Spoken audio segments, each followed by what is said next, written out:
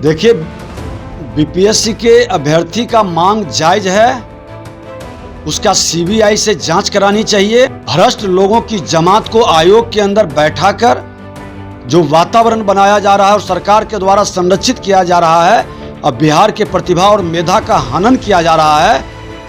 ये सरकार ये खेल बंद करे। 7-7 वर्ष से परीक्षा कंट्रोलर बैठा हुआ है जो 150 क्वेश्चंस नहीं सेट कर सकता है। सड़क से सदन तक इस मामला को गंभीरता से लें। देख रहे हैं लाइव बिहार, मैं आपके साथ रूपम। 67वीं बीपीएससी परीक्षा अभी भी मझधार में लटका हुआ है। हालांकि परीक्षा नहीं लटका हुआ है, लेकिन अभी तक उसका फल नहीं आया है। जो फल आया है उससे बच्चे अभ्यर्थी जो हैं वो संतुष्ट नहीं हैं, लगातार आंदोलन कर रहे हैं। उसके बाद भी सरकार उन्हें समझा नहीं पा रही है, क्योंकि बच्चे असंतुष्ट हैं। उनका कहना है कि धांधली हुई है, कट ऑफ इतना नहीं जाना चाहिए, उसके लिए सरकार को एक्शन लेना चाहिए, लेकिन सरकार फिर भी सुन नहीं रही है। हालांकि लगातार हम इसके लिए आवाज़ उठा रहे हैं, लगातार जो भी हमसे बन पड़ रहा है, जो भी खबरें जो है हम हर किसी से जानकारी लेने की कोशिश कर रहे हैं, चाहे पक्ष हो या विपक्ष हो।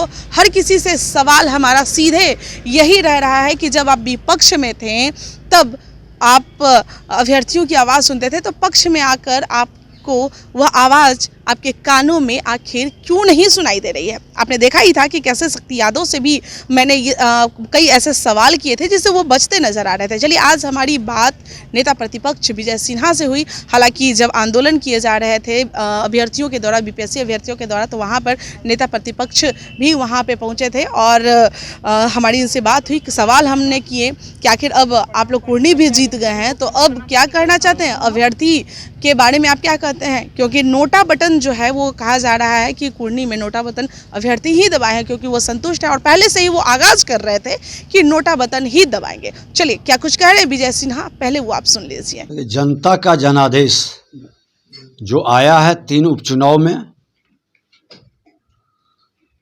नए गठबंधन की सरकार के विपरीत आया है, उनके विरोध में आया है। और चोर दरवाजा की बात करने वाले आज नैतिकता के आधार पर इस्तीफा दें, माननीय मुख्यमंत्री जी, उप मुख्यमंत्री जी, क्योंकि जनादेश आपके विरुद्ध है। जनता नहीं चाहती है आपको सत्ता में बैठने का, नहीं देखना चाहती है, क्योंकि आपके विरुद्ध जनादेश दिया था। जनादेश का अपमान कर करके मुख्यमंत्री जी ने चोर दरवाजा से आपको लाकर बैठाया है। इसलिए आप दोनों थोड़ी सी भी नैतिकता है और सिद्धांत की बात करते हैं तो इस्तीफा दें सर। और बिहार के अंदर नए चुनाव कराकर जनादेश प्राप्त करें। जनता मालिक है, जिसको जनादेश मिलेगा वो सरकार चलाएगी। सर, मुख्यमंत्री जी का इकबाल समाप्त हो चुका है। अपराध और भ्रष्टाचार बिहार के अंदर चरम पर पहुंचा है।